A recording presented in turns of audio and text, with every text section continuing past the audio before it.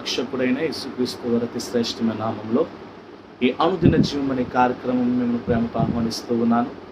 దేవుని మహాకృపలో గతించిన దినములన్నీ ఆయన ఉచితమైన కృపతో ఆయన సహాయము చేత ప్రభు మనల్ని బలపరిచినందుకు ప్రభుకు మహిమ కలుగును గాక. అందరూ బాగున్నారా? దేవుని నామంలో ఈ దినం దేవుని వాక్యమును జ్ఞానం చేసుకుందాం.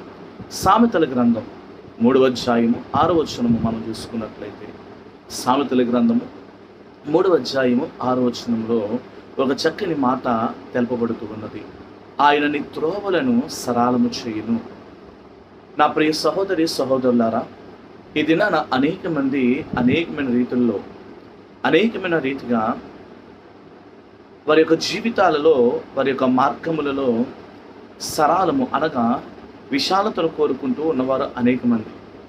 మన దారిని దేవునికి అప్పగింపినప్పుడు ఆయన మన ప్రతి అడుగును ఆశీర్వాదకరంగా మారుస్తారని మర్చిపోవద్దు. ఇది నాన్న సొంత ఆలోచనలను బట్టి, సొంత ఉద్దేశములను బట్టి అనేక మంది వారి యొక్క ఆశీర్వాదకరమైన మార్గములను విడిచిపెట్టి, ఉన్నతమైన దీవెనకరమైన మార్గములను విడిచిపెట్టి త్రొట్టిల్లబోతున్న వారు అనేక మంది ఉన్నారు.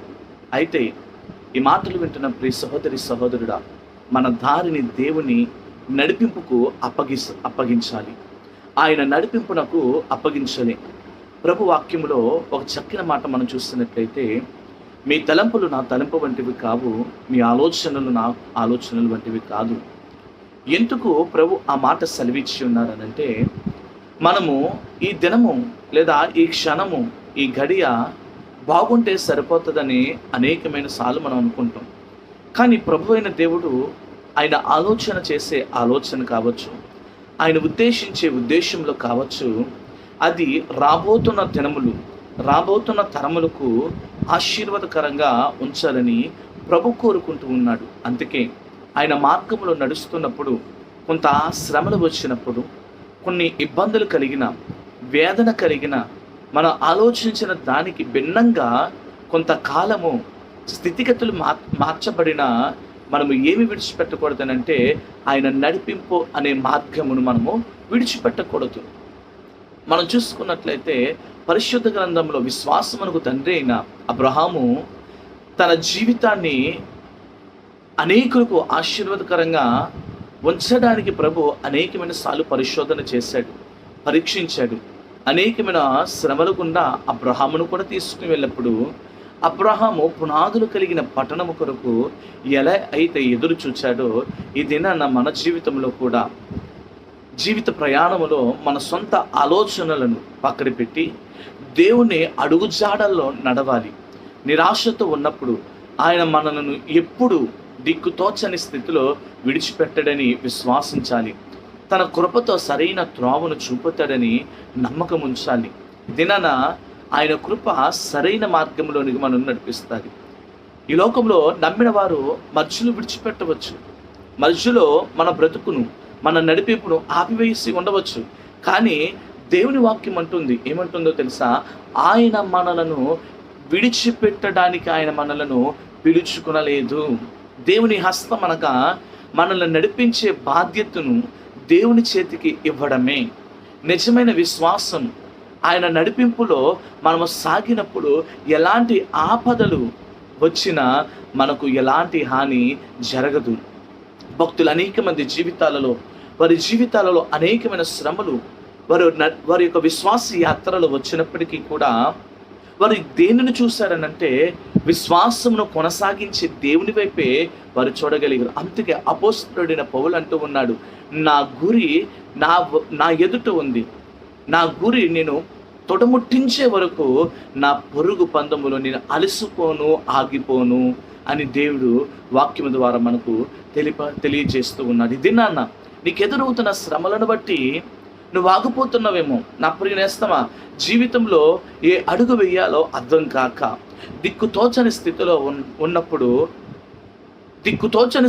ఉన్నావేమో బహుశా. అయితే నీ ఆలోచనలను పక్కన పెట్టి దేవుని నడిపింపుకు లోబడు. ఆయన నీకు తోడయ్యుండి ప్రతి అడుగులోనూ నేను సరైన మార్గంలో ఆయన నడిపిస్తాడు.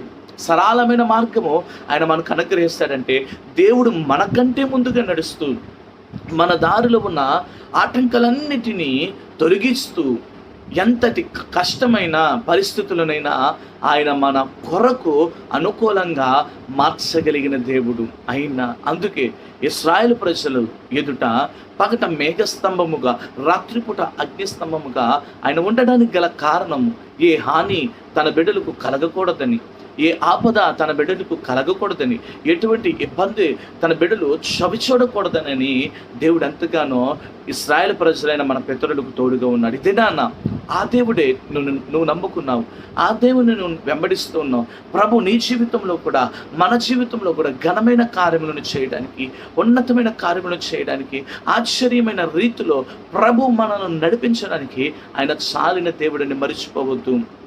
దేవుని సన్నిధిలో అడుగు, ఆయన జీవితంలో ఏ అడుగు వెయ్యాలో నాకు తోచట్లేదయ్యా, అయ్యా నా త్రోవలను నీకు అప్పగిస్తూ ఉన్నాను, నన్ను సరళమైన మార్గములో నన్ను నడిపించు, నీకు అనుకూలమైన మార్గములో నన్ను నడిపించు, నీ చిత్తానుసారమైన మార్గములో నన్ను నడిపించు. మన దారిని ఎప్పుడైతే దేవునికి అప్పగిస్తామో ఆయన ప్రతి అడుగును కూడా ఆశీర్వాదకరంగా మారుస్తాడు.